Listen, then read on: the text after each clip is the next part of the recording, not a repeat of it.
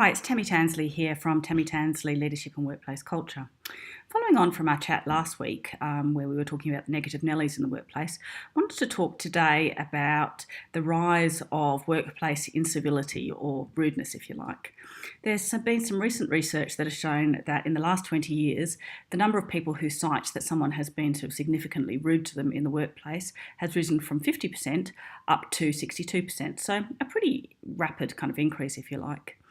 So I guess we've been giving some thought as to why that is the case and what the impact of that is. So we know that there are increasing stresses in everyday life, and that's people's ability to manage those stresses often manifests itself in being a bit rude or unkind or unpleasant to people because they've got a significant amount on their plate.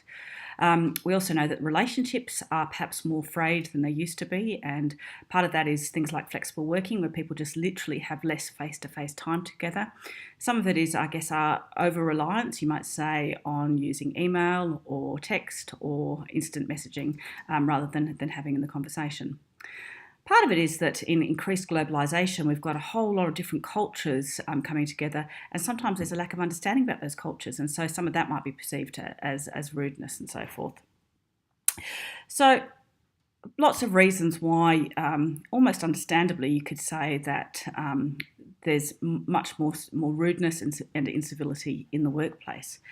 So, but does it really matter? Is it just something that we all have to kind of be less precious about and get on with it? So what we know is that people have said when they're surveyed that as a result of someone being rude to them, that they either decrease the time spent at work, so if they're a salaried employee, or intentionally decrease the quality of their work or the productivity of their work. 68% of people said that their performance declined, and worryingly, 78% said their commitment to the organisation declined. And in addition to that, work time is lost either through avoiding the person who has been rude to them or worrying about the incident. We know further that at least 12% of people say that they leave an organisation because of the way in which they've been treated. And we know that there is impacts on teamwork, on innovation, on engagement, all of which, on creativity, all of which rely on having good conversations and trusting relationships. So I guess some pretty sort of compelling reasons as to why you'd want to get to the bottom of this. So what we know is when we are civil, when we are polite, when we are kind, there is enhanced team and individual performance. There is a more increased trust, and there's so much that comes with a trusting workplace. We know there's better well-being, more job satisfaction, and we're much more likely to be able to navigate changes in the workplace. So, pretty good reason, I would have thought, to address the issues of incivility. So, how is always the question with these things. I think increasingly we're becoming clear that having people in the workplace who just are toxic, if you like, doesn't work. It has an impact way beyond just that one person. And so increasingly organisations are realising they have to weed out the toxic people. And if the first of that is a step to have a conversation with the person to say, look, this is the impact that you're having, then absolutely that's a step that needs to take place.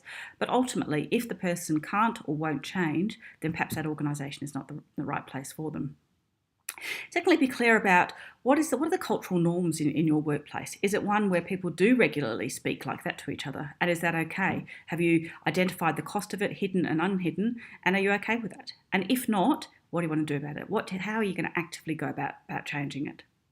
I think critically, it's about giving people the skills to be able to give and receive feedback. So to hear things about themselves and be able to give feedback to other people in a way that is constructive and that people listen to and hear. Again, give people some skills in dealing with difficult people and having these difficult conversations. So again, these are skills that we tend to have lost, or perhaps we never had in the first place. There's lots that we can do around helping people manage their stress, around mindfulness and so forth, and all of that will mean that people bring a better version of themselves to work. But number one, by far and large, the biggest impact in terms of civility and rudeness or lack thereof in the workplace is leadership. And that is how your leader goes about treating people, how he or she treats people, how they tolerate how other people are treated. So if you're a leader, either through positional power or through just because of your influence, really consider, how are you engaging with people? And if you're observing stuff in the workplace that's not cool, are you calling people out on it? Are you creating the sort of culture that you want in your workplace? Okay, that's all for this week. I think next week we'll talk about trust. So have a great week. Talk to you then. Bye.